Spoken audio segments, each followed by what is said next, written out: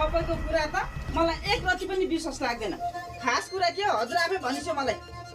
जुन बेला पनि रिसाहा छ, जुन बेला पनि रिसाहा छ। भन्दैछु त कुरा के हो?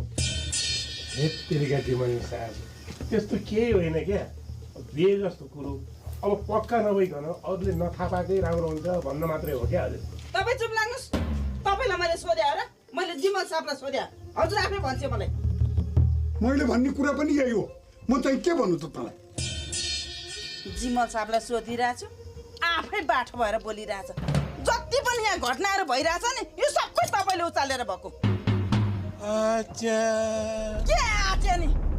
जतिखेर पनि आयो जिमल साहब भन्यो, पछि लखर जिमल साहब हिँड्छ भन्यो, बाहिर लग्यो उचाल्यो। काम छैन तपाईँको?